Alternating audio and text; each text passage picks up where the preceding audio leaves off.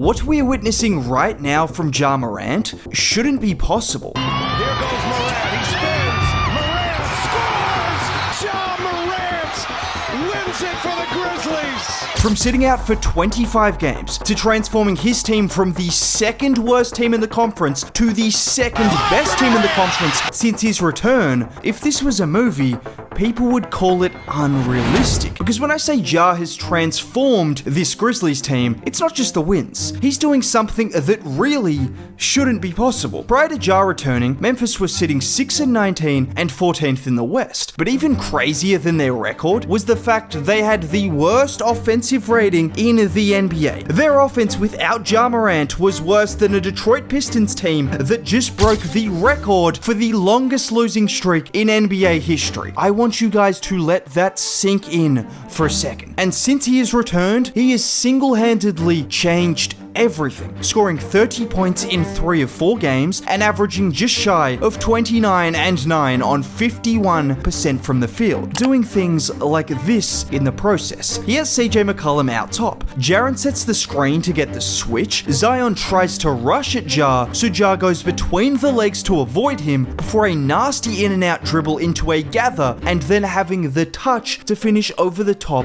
of McCollum. Or how about this play where again Ja has the ball out top. Tillman sets the screen, and even with Okongwu playing in drop coverage, Ja attacks before a quick change of direction. And pause here. Look at Ja's ability to balance himself after moving at 100 miles an hour, with Okongwu completely off balance trying to stop him, and then Ja is able to use his soft touch to float it in. And this right here is what Ja Morant does better than anyone in the NBA. He pretty much defies physics with his ability to stop on a dime, genuinely going from 0 to 100 and back to 0 before the defender even knows what's hit them. And it's reassuring to see that this freakish burst is still there. But more impressive than the fact he can still make plays like this, or the fact he's transformed the league's worst offense, has been Ja's ability to completely take over games when it matters most. Everyone saw what he did against the Pelicans in his first game back, but in the most recent matchup against New Orleans, it was the same story. With the game on the line heading into the fourth quarter and then overtime, there was a lot of talent on the floor, including number 1 and number 2 overall picks Zion Williamson and Brandon Ingram. But there was one player who was clearly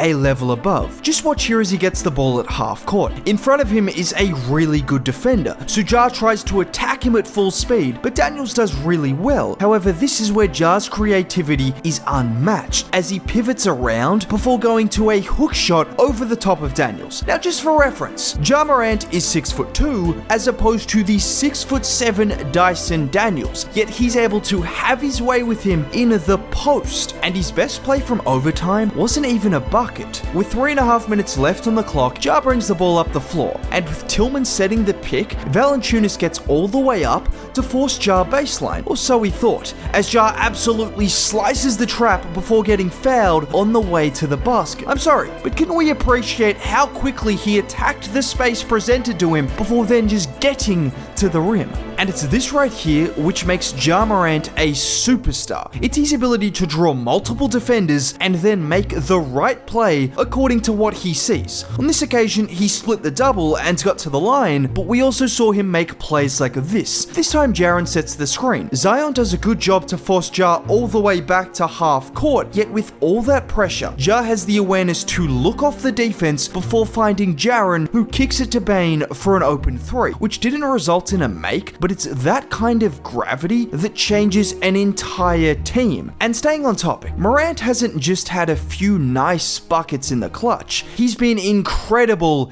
in fourth quarters. So far through 4 games, Ja has played 36 total minutes in the fourth quarter, tallying 31 points and 10 assists on 48% from the field to go along with 2 blocks, 2 steals, and a plus-minus of 23. When it's winning time, Ja Morant steps up. But outside of being unbelievably clutch, there is one part of Ja's game that has changed everything for Memphis. One attribute that has given a team with a 0.8% chance to make the play-in at the time of his return a legitimate shot at doing just that. That attribute is his ability to create high percentage shots for himself and for his teammates. Prior to Ja returning, Memphis were 28th for field goals made at the rim and 30th for percentage. Since he has returned, that has gone to 3rd in the league and their percentage has shot up by 6%. Guys, a 6'2", 180-pound guard has taken a team from bottom of the league in paint scoring to right to the very top. And simply put, teams don't have an answer for him because he can do things like this, where he has the ball out top, he goes into a quick crossover, and then with a head of steam attacking Zion, he feigns right before a filthy right to left crossover, having the touch to then finish over Valanciunas. It's just special. Or how about mixing in that speed with a bit of patience, like here where Biyombo sets a screen. Ja initially hesitates to throw Murray's rhythm off before then looking off Capella with a head fake and strolling all the way to the rim. And to the naked eye, this looks like bad defense. But what makes Ja so impossible to guard is he is just as good at setting up his teammates in the paint as he is scoring himself, which leads to plays like that where Capella has absolutely zero idea what he's going to do. But I feel sorry for Capella because that wasn't the only time that Ja had him chasing shadows. Because on this occasion, when Biyombo sets the screen, Ja made it look as though he was settling for a step back jumper, but turned it into a perfectly weighted pass to Bismarck for the easy 2. Or in this play, where he has the isolation at the 3-point line, he hits a nasty right to left crossover, and just when it looks like he's raising up for the mid-range, he spots Williams Jr. cutting and manages to turn that jumper into a dime for an easy bucket, which is why Ja is so special. He has all the athletic tools, but he mixes that in with genius creativity and timing that leads to head-scratching plays pretty much multiple times a quarter. And speaking of head-scratching plays, he also does things like this. I'm sure you guys have heard of the inverted pick and roll. The likes of Nikola Jokic and Jamal Murray love to run it. Well, allow me to introduce you to Ja Morant and the Grizzlies version of that, where he sets the screen for Aldama, and it's just a straight-up lob to Ja, who goes and gets it. A 6'2" guard setting a screen for a big man with the intention of catching a lob. Yes,